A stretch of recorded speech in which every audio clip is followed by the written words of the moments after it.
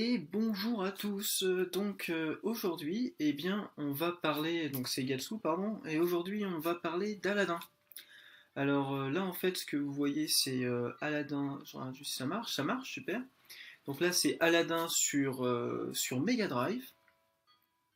Et en fait, ce qu'on va faire aujourd'hui, c'est regarder Aladin sur Mega Drive et ensuite regarder Aladin sur Super Nintendo. D'accord. Et donc l'idée, c'est de comparer les deux versions. Et donc ce que je vais faire, ça va être extrêmement simple parce que je vais faire les deux premiers niveaux.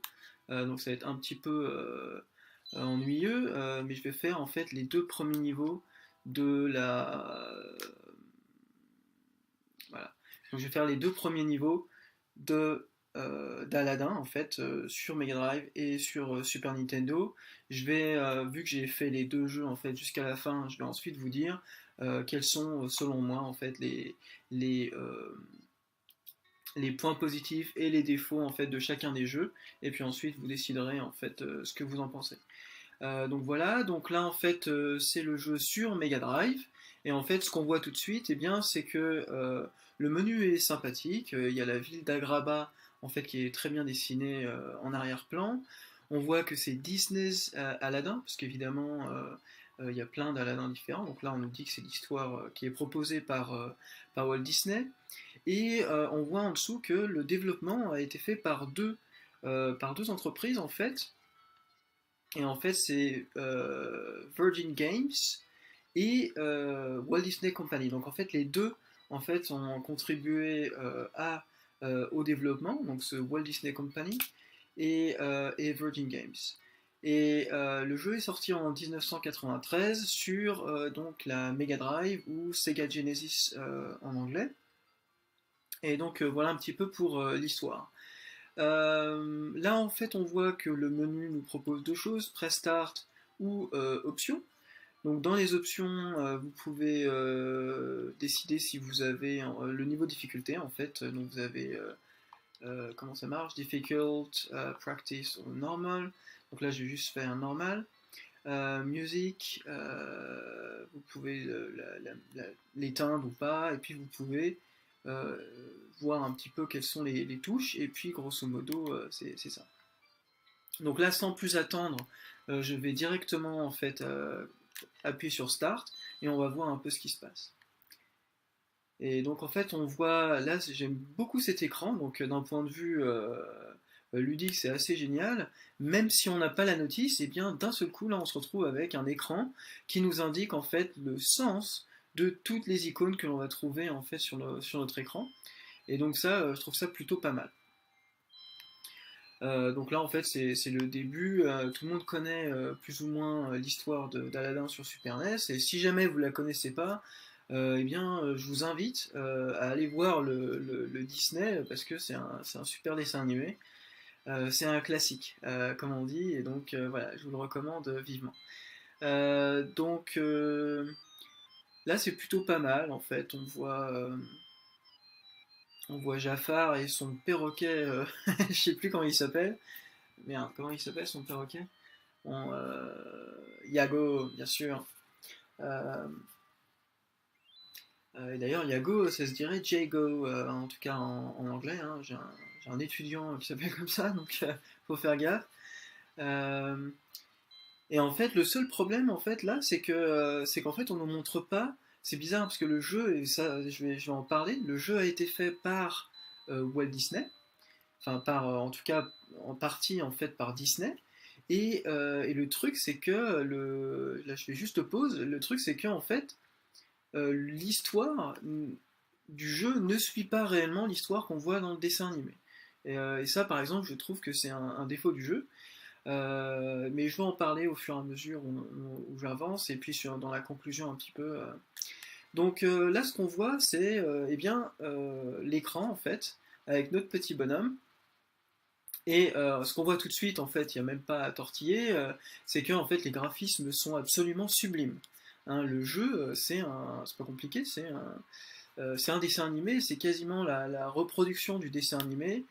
Euh, où on voit Aladdin très bien fait avec son pantalon là, euh, des, bon, typique en fait, en tout cas du dessin animé, et avec le trou d'ailleurs au niveau du genou, et puis voilà, donc son super costume, on voit son visage, on reconnaît un peu son air malin, il est en train de chercher un peu à droite et à gauche, il y a cette petite animation là, très jolie également, et donc vraiment magnifique, ok. Et on remarque, et c'est tous les gens qui avaient le jeu sur Super NES eh bien, étaient jaloux de cet aspect en fait de Aladdin sur Mega Drive, eh bien, c'est qu'il a une épée, le sacripant, et donc ça fait super classe.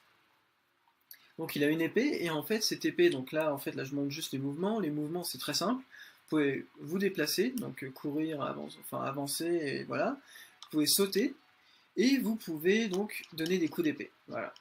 Donc en vous baissant, en sautant également, vous pouvez faire ça. Et voilà. Et c'est à peu près tout. Et vous pouvez jeter des pommes aussi. Et en fait, je vais faire gaffe à mes pommes parce que là j'en ai 9. Vous voyez que j'en ai utilisé une, j'en avais 10 auparavant. Et il se trouve que les pommes, c'est l'arme de destruction massive dans ce Aladdin sur Mega Drive. Et donc il faut les économiser essentiellement pour les boss. Et en fait, la première fois que j'ai affronté le boss de fin sur Mega Drive, et bien en fait j'ai eu le problème de ne pas avoir assez de pommes. Et au final, il était en fait très très très difficile à battre. En fait, j'ai même en fait arrêté et recommencé le niveau pour pouvoir avoir suffisamment de pommes pour le buter. Donc en fait, il faut faire vachement gaffe à son niveau de pomme, parce que sinon on est foutu. C'est quasiment ça en fait. Euh, donc voilà. Juste, c'est quelque chose qu'on avait vu auparavant, mais donc vous voyez la lampe du génie avec la fumée qui en sort. La fumée qui en sort représente votre vie. Et je vais y revenir à ce truc-là assez vite. Vous avez en dessous vos têtes qui correspondent, enfin la tête d'Aladin avec un chiffre à côté qui correspond à votre nombre de vie et le nombre de pommes. D'accord. Et maintenant qu'on sait ça, eh bien on peut avancer. Donc là, vous vous baladez manifestement dans Agrabah, et là, vous avez apparemment des flammes, enfin un tapis de charbon ardent sur lesquels vous ne devez pas passer, hein, sinon bah, ça brûle, voilà. Et donc, il faut sauter. Ok, donc je vais sauter, je ramasse les pommes, et d'emblée, eh bien, il y a un Gugus qui vous attaque, donc vous venez de sauter un tapis de feu, et il y a un garde qui manifestement s'est manié le bâton qui vous attaque. Ok, pas de problème. Là, il y en a un autre, alors magnifique animation avec le garde qui a du mal enfin, qui passe sur les charbons ardents et qui se brûle les pieds au passage. Mais vous voyez que ça rigole pas, hein, il vous attaque direct. Pareil, là en fait vous avez ce gars-là qui vous attaque. Donc en fait, ce qui est intéressant et surprenant en fait, ce qu'on voit, là j'ai fait 2 sauts et une quinzaine de pas et j'ai rencontré 3 ennemis différents.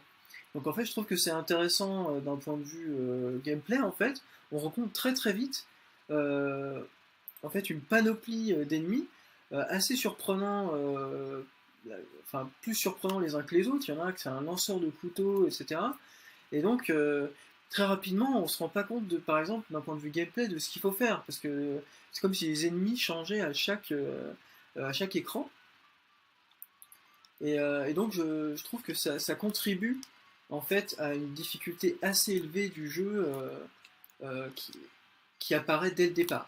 En fait, on peut tout de même vraiment apprécier, regardez-moi ça, la qualité des animations, mais bon là il y a ce Gugus Puis alors il y a ce truc des lampes noires qui permettent de tuer les ennemis en fait qui sont juste à côté, et donc c'est plutôt très pratique.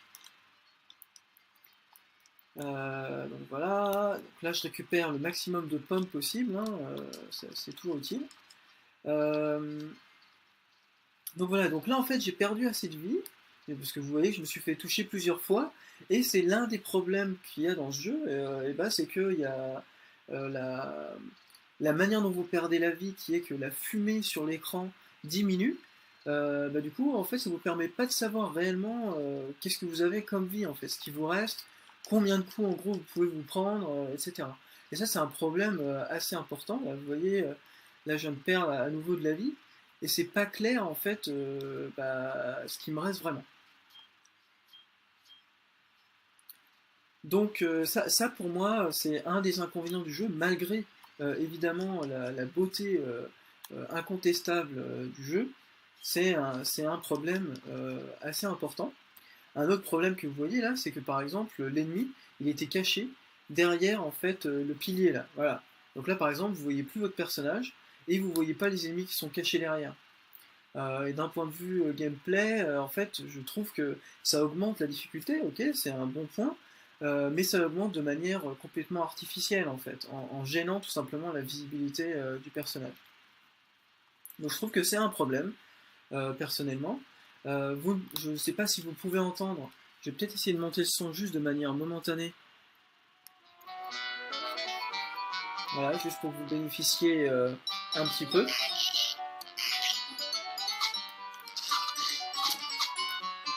Mais la musique est absolument géniale. Et en fait, c'est fréquent dans la plupart des niveaux en fait qui reprennent les musiques du dessin animé. Donc, ce qui explique un peu la partie Disney en fait dans le développement.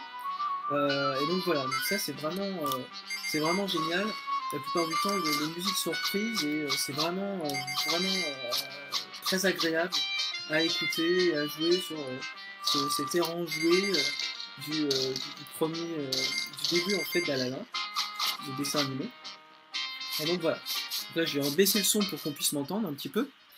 Et donc ça c'est quelque chose qui revient très fréquemment et lorsque les musiques sont originales et qu'elles viennent directement de Virgin Software, et bah même là c'est très agréable à écouter. C'est vraiment des magnifiques musiques, donc il y a vraiment rien à acheter du point de vue de la bande son.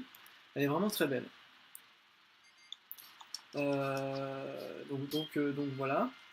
Et voilà. J'espère, enfin, parce que je vais sans doute crever avant même d'atteindre le checkpoint, ce qui serait assez embêtant. Mais vous voyez en fait, voilà, je me fais, le jeu est assez impitoyable. Voilà, j'ai atteint un checkpoint, ouf. Donc l'idée c'est que si vous ne voulez pas utiliser de pommes, parce que vous avez compris en fait à la longue que les pommes sont importantes pour les boss par exemple, eh bien en fait le jeu devient assez difficile. Et là, merde, c'est le premier niveau quoi. Donc là c'est le premier niveau et si vous faites pas gaffe, et bah voilà, et bah, vous êtes mort.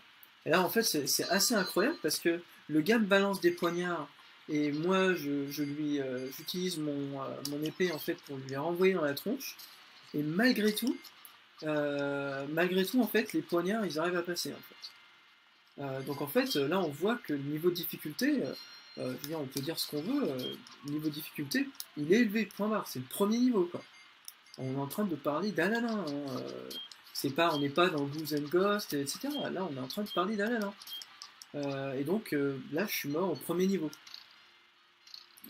Donc après les gens pourront dire ce qu'ils veulent. Hein, j'ai lu pas mal de commentaires sur YouTube où les gens disaient ah ouais non mais moi je trouvais vraiment super facile etc. Moi en tout cas je suis peut-être un mauvais joueur hein, de jeux vidéo mais en fait je le trouve pas facile. Tu vois là par exemple le gars comment est-ce que tu voulais que j'évite son coup d'épée quoi. On peut pas lui sauter dessus et donc bon je sais pas trop le gars il a une allonge si jamais je veux tout faire à l'épée ça semble manifestement assez difficile. Et donc là, voilà, donc là j'arrive à la fin du premier niveau et ça fait grosso modo 10-20 minutes que je joue. Donc là en fait ce qui s'est passé c'est que j'ai récupéré des têtes de génie au cours, au cours du niveau et en fait je peux bénéficier donc de 5 bonus à la fin. Et donc, si jamais j'arrive à tomber sur autre chose que Jafar, eh bien, je peux continuer tant que j'ai des têtes de génie. Voilà, donc là, j'ai plus, et ça tout redescend à zéro. Donc là, voilà, il y avait cet aspect dans Agrabah, où on doit se balader, etc. Et là, en fait, c'est rigolo parce que là, on tombe directement avec Jafar qui nous parle. Donc là, ok, pas de problème. Et Jafar, il nous parle directement à nous, à Aladdin. Et ensuite, il lui dit d'aller chercher des scarabées. Donc je sais pas si vous vous rappelez, il y a une histoire de scarabées en fait qui permettent d'ouvrir, qui sont la clé pour ouvrir la porte, en fait, la caverne d'Ali Baba, finalement, en quelque sorte. Et il se trouve que ces scarabées, normalement, c'est Jafar qui les a. Et là, en fait, l'histoire nous fait dire, enfin, nous fait comprendre que Jafar, enfin, déguisé en mendiant, va voir Aladdin, lui demande de trouver les scarabées, et ensuite, plus tard dans le jeu, en fait, Jafar, Aladdin se retrouve dans la prison. Et finalement, on comprend, enfin, l'idée là, c'est que ça ne suit pas vraiment, en tout cas, le dessin animé. Voilà. Ça suit pas c'est pas spécialement grave, hein, mais ça ne suit pas le dessin animé. Donc voilà. Là, à nouveau, hein, la musique en fait est plutôt intéressante. Elle ne suit pas la musique du jeu, donc elle est moins intéressante à écouter. D'ailleurs, enfin, bon, voilà, c'est normal puisque ce passage n'est pas dans le jeu, n'est pas dans le dessin animé, pardon. Et donc du coup, ça n'y apparaît pas. Mais on se rend compte tout de même de euh, enfin, de la diversité des graphismes là qui sont à reconnaître. L'animation est toujours très jolie, hein. Il y a même des passages rigolos, là on voit avec ce panneau stop, hein. Donc l'humour omniprésent du, du dessin animé est toujours là, donc il n'y a pas de problème. Alors je sais pas si je vais pouvoir tout faire là, parce que en fait, euh, enfin tout faire, si je vais pouvoir finir ce niveau, on va voir. Voilà, c'est pas, je l'ai fait tout à l'heure un petit peu pour m'entraîner, donc on va voir un peu ce que ça donne. Et vous voyez, là, c'est un petit problème à nouveau de gameplay, je trouve. Alors bon, d'accord, on a des choses similaires dans Sonic, sauf que dans Sonic, grosso modo, vous pouvez arriver vous tournez en boule, et puis en gros, vous dégommez à peu près tout ce qui s'y trouve. Alors faut faire gaffe, effectivement. Et là, il y avait un Gugus qui m'attendait au tournant, et qui est assez difficile à tuer. Alors là, en fait, on utilise ces palmiers hein, euh, qui est assez rigolo parce que je sais pas si vous vous rappelez, donc j'avais fait le test, enfin j'avais regardé un petit peu ce que je pensais de Sky Blazer et on avait vu un niveau en fait où il y avait des arbustes et où en fait le personnage ne descendait que lentement. Et ben là en fait il y a exactement la même physique, donc il faut croire que tout le monde avait la même idée au même moment, grosso modo. Et donc on voit là en fait cette physique des arbustes. Voilà. Donc là je viens de me faire toucher. Voilà. Et on va aller chercher la première partie du scarabée, voilà, qui est ici. Alors ça c'est quelque chose qu'on a vu tout à l'heure déjà, qui est qu'en fait il y a un cycle d'hystérésis, c'est le cas de le dire, lorsqu'on se balade dans le jeu, c'est-à-dire que lorsque vous venez dans une direction, eh bien en fait vous ne repartez pas dans la même. Ça pareil, c'est un truc intéressant d'un point de vue gameplay, mais un peu frustrant de temps en temps lorsque vous voulez revenir en fait sur vos pas. Parce qu'en fait vous ne pouvez pas, ou en tout cas vous avez une grande difficulté à le faire. Donc en fait, c'est à la fois un bon côté et un côté un peu ennuyant, en tout cas frustrant par moment. Donc là, on fait notre petit bonhomme de chemin, on avance voilà, on continue. Hein, voilà, tchac, dans ta face. Alors là, je vais un peu vite, hein, donc manifestement, je perds des points peut-être un peu pour rien. Et qu'est-ce que je veux faire attendez, un problème là. Qu'est-ce que je veux faire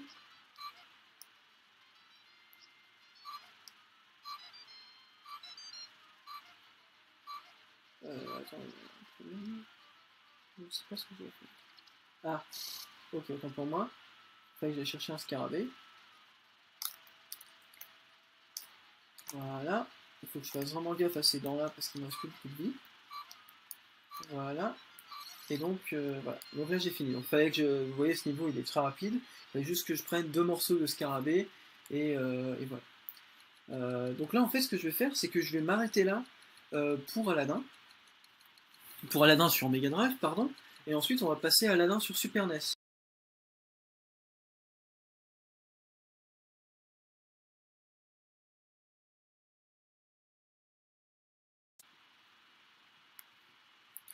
Voilà, donc maintenant on va passer à la version Super NES, donc de Aladdin, qui est donc un jeu qui est fait par Capcom, où on le voit, et là en fait, sans plus attendre, on a directement une introduction qui nous parle du jeu, et qui nous dit Welcome to Agrabah, donc bienvenue à Agrabah, etc. Vous avez les meilleures marchandises qu'il y a de ce côté de la rivière Jourdan, etc. Et donc en fait, il y a une introduction, un peu comme si vous étiez un touriste à Agrabah, et puis ensuite on vous dit que cette lampe, qui en fait maintenant ressemble à rien du tout, est juste une espèce de pièce de collection, en fait, a fait des trucs assez fantastiques dans le passé. Et donc je trouve cette approche plutôt pas mal. Vous n'êtes même pas encore à l'écran titre et on vous raconte une histoire. Et donc ça rentre bien à la fois dans le contexte du dessin animé de Walt Disney et à la fois dans le contexte des histoires, donc des contes des mille et une nuits, etc. Euh, et donc là, en fait, on commence directement avec une espèce de petit film. Et ça, c'est vraiment très bien, qui est en fait l'introduction d'ailleurs exactement comme dans le dessin animé, en fait, où Jafar eh bien, demande à un gars qui est un voleur d'aller en fait chercher la lampe dans dans la caverne de, je sais pas si c'est la caverne d'Ali Baba, mais en tout cas dans ce truc-là. Et puis au final, bon, le gars il se fait bouffer quoi. Bon, parce qu'il faut avoir le cœur pur pour pouvoir rentrer. Donc là je vais passer, hein, parce que bon, c'est un peu spoiler, tout ça, tout ça. Et lorsque vous passez ça, vous tombez sur l'écran titre finalement, avec trois options, hein, d'accord. Donc trois possibilités, on va dire. Les options, elles sont un peu moins complètes, on va dire, que sur Mega Drive. Alors, on va pas essayer de faire la comparaison Mega Drive là, hein, on va juste dire, voilà. Donc les options, vous pouvez modifier les contrôles, voilà. Vous pouvez écouter les musiques si vous voulez. Vous pouvez mettre en stéréo ou en mono, c'était assez standard à l'époque, et puis c'est tout. Voilà. Donc par exemple, vous ne pouvez pas changer le niveau de difficulté si vous le voulez. Donc maintenant voilà.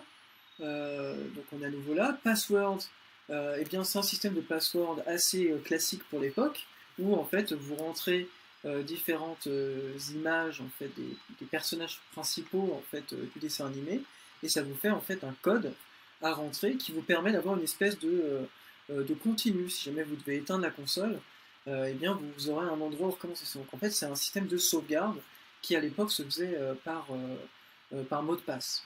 D'accord, donc voilà. Donc ça c'est plutôt vraiment pas mal. Et donc je vais essayer voilà, de revenir à l'écran titre. Et maintenant que c'est fait, eh bien on va commencer le jeu.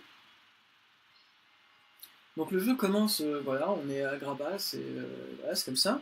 On voit que les graphismes sont tout à fait satisfaisants et très jolis pour l'époque, hein, il n'y a pas de souci.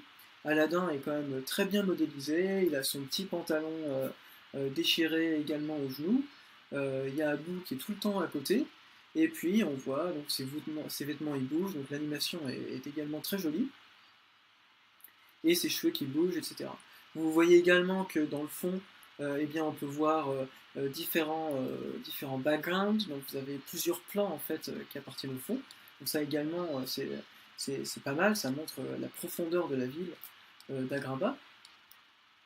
Et en termes des actions qu'on peut effectuer, eh bien, on peut marcher, enfin courir en l'occurrence, on peut se baisser et on peut sauter. Voilà. On peut jeter des pommes également, hein, et puis voilà. D'accord. Donc ça, c'est ce qu'on peut, ça, ce sont les actions que l'on peut effectuer. Mais en revanche, il y a plein d'autres actions que l'on fait qui sont en fait contexte dépendants et en partie contextuelles. Voilà, c'est comme ça qu'il faut dire. Et donc là, en particulier, si jamais il y a ce truc-là qui arrive, eh bien, Aladdin s'accroche au truc et après, en fait, eh bien, se balance pour pouvoir faire des sauts assez élevés, etc. Il y a également des obstacles, et en fait, lorsque je saute sur un individu, non seulement je me débarrasse de lui, alors, attendez, hop, je vais récupérer la baguette, voilà. Non seulement je me débarrasse de lui, mais en plus ça peut me permettre de sauter plus haut. Voilà. Donc là, vous avez également un poteau comme ça qui vous permet de faire la même chose. Et donc c'est plutôt pas mal. Donc vous avez différentes choses qui arrivent et qui sont des actions contextualisées qui apparaissent, comme là par exemple, en fait il y a une plateforme et je peux m'y accrocher. Ce qui est plutôt pas mal, hein, parce que Aladdin, Si jamais vous avez regardé le dessin animé, il est censé être plutôt agile comme gars, et donc s'accrocher à une plateforme, c'est un peu la moindre chose qu'il peut faire. Euh, Là, ce que je viens de prendre, c'est le parachute. Donc, comme vous l'avez vu, il était caché. Et en réalité, je ne suis pas du tout obligé de le prendre. C'est juste que lorsqu'on le prend, eh bien, le jeu est à la fois autrement plus facile, et il est par ailleurs, d'autres éléments du jeu en fait sont accessibles ensuite, donc des diamants par exemple ou des bonus, d'accord.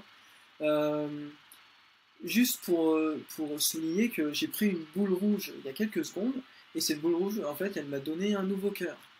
Et donc ça montre que les cœurs qui sont là, en fait, qui sont simplement mes points de vie, eh bien, peuvent augmenter, en fait, au fur et à mesure du jeu, si jamais je fouille un petit peu. Donc il y a un aspect fouiller un peu les niveaux, pour trouver des cœurs supplémentaires, et arriver un peu plus tranquille contre le boss de fin. Donc là, c'est une bonne opportunité d'ailleurs pour mentionner que ça, l'effigie d'Aladin avec les numéros à côté, c'est les nombres de vies. Ensuite, vous avez le nombre de pommes ici. Là, ici, c'est juste pour dire que vous avez le parachute. Et là, en fait, c'est le nombre de diamants. D'accord. Et quand vous arrivez à 100 diamants, eh bien, vous avez une vie. Donc voilà. Donc là, je continue mon petit bonhomme de chemin. Voilà, comme ceci. Hop. Et j'ai merdé. Et donc voilà. Alors, je vais quand même trouver le moyen de mourir. C'est la faute. Et merde. Bon, allez, je vais la jouer au sérieux parce qu'il faut le faire exprès pour mourir dans ce jeu quand même. Donc, je me dépêche. Voilà, donc je suis mort. Donc vous voyez que si on fait vraiment trop n'importe quoi, on peut quand même mourir. Hein, c'est pas, faut pas trop rigoler non plus.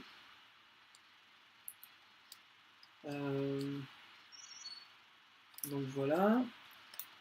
Et encore une fois, on remarque que donc là, c'est un bon gros poulet que je peux manger. Et en fait, le poulet, il a l'avantage de me donner tous mes points de vie, si je ne m'abuse.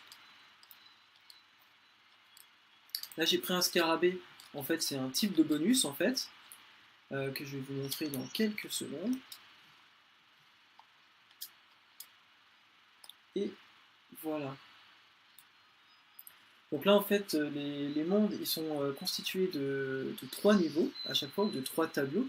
Si jamais j'utilise le vocabulaire standard des jeux de plateforme NES et Super NES.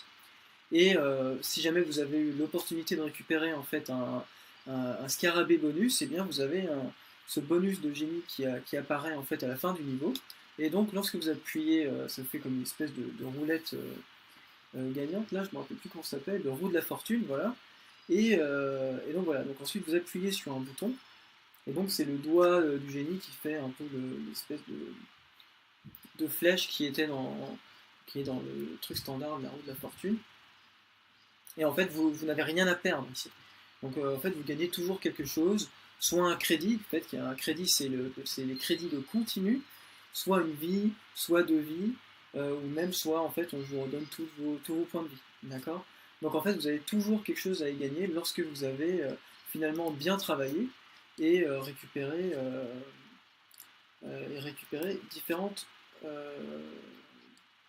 différents artefacts au cours de vos périples dans les niveaux. Donc en fait, je trouve ça plutôt honnête de faire ce genre de choses.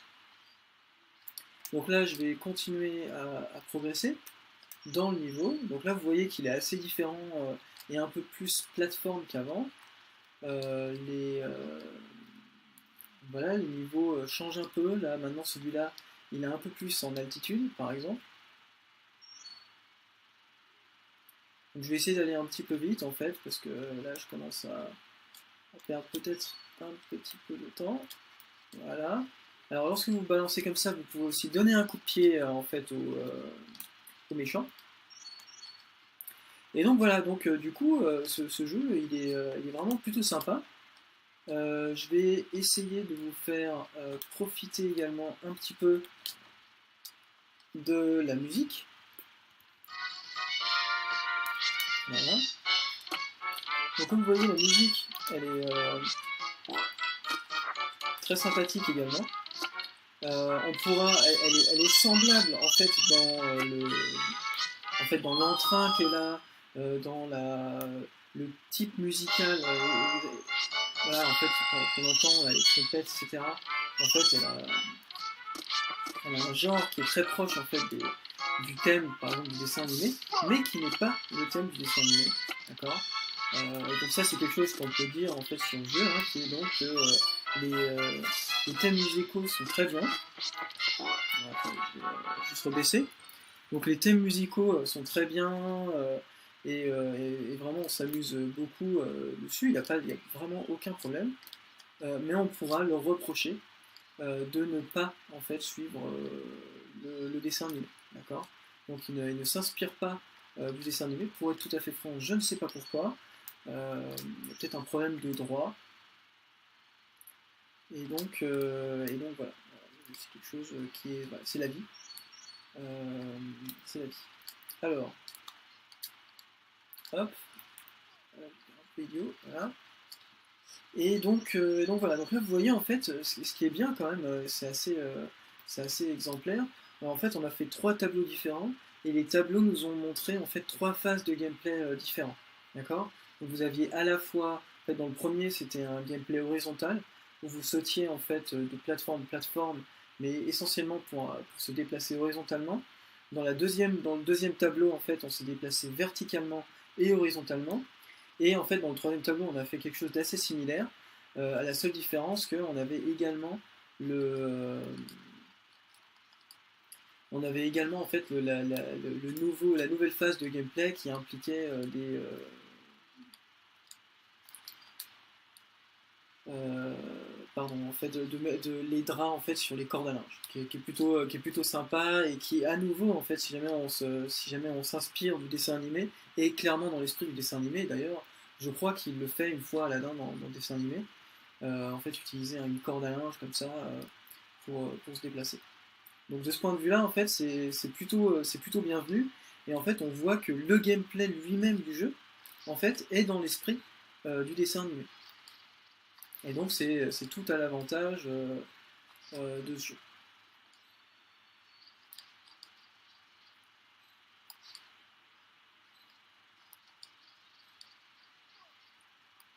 Donc pour ceux qui l'ont pas reconnu, bon voilà, c'est fini pour lui déjà. Pour ceux qui n'avaient pas reconnu ce personnage, en réalité, c'est le marchand qui, dans le dessin animé, en fait a trouvé Jasmine en train de voler quelque chose ou je sais pas quoi. Mais non, d'ailleurs. Je me rappelle plus si non, ok, autant pour moi. C'est pas Jasmine qui volait quelque chose, c'est une petite fille ou un petit garçon, je sais plus. Il y a Jasmine qui intervient parce que bon, elle se faisait chier dans son palais. Et puis au final, voilà. Donc là, c'est Jasmine. Et donc voilà. Donc là, ce que je vais faire, c'est que je vais, bon voilà, voilà. Et je vais m'arrêter là sur l'écran qui vient où en fait vous avez le mot de passe et je vais essayer un peu de conclure sur les deux jeux. Donc déjà, je vais résumer un peu mon histoire, entre guillemets, dans le sens où moi, j'ai eu la version Super NES lorsque j'étais gamin, que j'ai toujours rêvé en fait de jouer à la version Mega Drive, parce que Aladdin avait la méga classe, il était trop bien modélisé, l'animation était géniale, et il avait une épée. Hein, et donc ça, faut reconnaître que le fait qu'il ait une épée, tout le monde voulait Aladdin avec une épée. D'accord. Et donc, si jamais j'essaye de voir quels sont les points positifs pour lesquels je vendrais le jeu Aladdin sur Mega Drive en fait à quelqu'un, eh bien, je dirais les graphismes sont fantastiques. Il a une épée, voilà, c'est génial, il a une épée. L'animation, elle est vraiment, vraiment géniale également. C'est vraiment, vraiment presque un dessin animé, c'est vraiment génial. Si vous regardez les sprites qui bougent quand Aladdin court, c'est vraiment fantastique. Les musiques du dessin animé sont quasiment toutes dans le jeu. Il y a quelques niveaux en fait où il n'y a pas les musiques du dessin animé, mais dans ces cas-là, les musiques sont toujours super inspirées, donc toujours dans la version Mega Drive. Donc ça, c'est vraiment à faire. Et en fait, et le jeu aussi représente un challenge assez conséquent qui donc peut plaire aux joueurs de toutes sortes. Et puis voilà. et puis un gameplay varié. Voilà, c'est ce que je pourrais mentionner comme ça. Maintenant, pour la version Super NES, ce que je dirais, moi, c'est que les graphismes ne sont pas... Les graphismes sont très jolis, pas aussi jolis que la version Mega Drive, mais ils sont quand même très très jolis. L'animation est très bien réussie aussi. Euh, alors je sais pas pour le coup si je la mettrais au niveau de la Mega Drive, mais peut-être un tout petit peu en dessous, mais elle est vraiment excellente. Ensuite, le jeu a une difficulté légèrement plus élevée, pardon, légèrement plus facile, enfin plus facile tout simplement que la version Mega Drive, et que même si elle était plus difficile, vous avez ce système de mot de passe qui vous permet de pallier en fait enfin, c'est difficile de toujours recommencer, etc., sans recommencer depuis le début entièrement. Et ensuite, il y a le fait que les musiques, malgré le fait qu'elles ne soient pas tirées du dessin animé, sont très bonnes, mais surtout le jeu lui-même est entièrement tiré du dessin animé. L'histoire du jeu est tirée entièrement du dessin animé et suit entièrement le dessin animé. Et il y a des tonnes de petites scènes en fait animées qui sont vraiment impressionnantes pour l'époque, où vous avez des espèces de petits dessins animés qui vous montrent en fait ce qui se passe dans le scénario et qui était vraiment hallucinant pour l'époque également. Et ça en fait, par exemple, si je veux comparer les deux versions, c'est complètement absent de la version Mega Drive. Donc en fait, donc là, je vais donner tous les points forts. Je vais essayer de donner les points faibles un petit peu des jeux, qui peuvent être reliés un peu aux points forts hein, d'ailleurs. Donc pour Aladdin Mega Drive, le point faible pour moi principal, c'est en fait l'aspect fouillis qui en ressort. Pour moi, j'ai ressenti en fait une espèce de bordel en y jouant. Il y a les couteaux qui volaient dans tous les sens, des trucs. Il y a des ennemis qu'on voit pas parce qu'ils sont cachés par le décor lui-même. Voilà, il y a une sensation de bordel quand j'y joue que j'ai pas aimé. Mais à part ça, en fait, j'ai quand même pris pas mal de plaisir, mais bon, voilà. Et aussi, euh, et aussi, je pense qu'il y a un aspect qui est que c'est un peu comme si le jeu ne savait pas à quel genre il appartenait. Donc ça, je trouve que c'est un peu un problème. On sait pas si c'est de la plateforme, de l'action, un truc entre les deux, je sais pas quoi. Euh, pour Aladdin sur Super NES, bon, bah, les défauts, ça peut être en fait le fait qu'il est trop facile. Et même s'il est trop facile, on pourrait dire oui, mais ils auraient pu mettre au moins un niveau de difficulté, ça aurait pas été trop dur. Donc ça, en fait, ils auraient pu mettre ça, ce qui n'est pas possible, alors que c'est possible sur la version Mega Drive. Et ensuite, le fait que les musiques ne collent pas en fait au thème du dessin animé, ça c'est vraiment regrettable. Et je dirais en fait que c'est un peu les seuls défauts de la version Super NES, parce que dans l'esprit, en fait, ça colle beaucoup plus à Aladdin du dessin animé. Et si on pense aussi que c'est des enfants qui vont jouer à ce jeu, en fait, même la difficulté associée à la, la difficulté normale associée au jeu Super NES, je trouve qu'elle est plus accessible que la difficulté du jeu Mega Drive. Bon, ça, c'est mon opinion personnelle, mais bon, voilà. Donc voilà, en fait, ça c'est mon opinion sur ces deux jeux, donc quels sont les plus et les moins, etc. Si jamais j'ai à donner une vraie préférence, je dirais que en fait la version Super NES, contrairement à ce que je croyais, en fait je la préfère. J'ai pris plus de plaisir à y jouer, tout simplement parce que je la trouvais moins bordélique en fait, et que les choses me semblaient mieux pensées que la version Mega Drive. Cela étant, la version Mega Drive avait des graphismes absolument fantastiques et des musiques également fantastiques qui m'ont vraiment qui ont rendu les heures de jeu vraiment très sympathiques. Mais au final, j'ai trouvé que j'avais préféré la version Super NES. Donc si jamais vous êtes en désaccord avec moi ou vous pensez légèrement différemment, n'hésitez pas à me le dire, hein. C'était juste pour vous montrer un peu les deux premiers niveaux et ensuite vous fassiez votre propre opinion sur la question. Voilà. Donc c'était Gatsu et puis bah à une prochaine vidéo.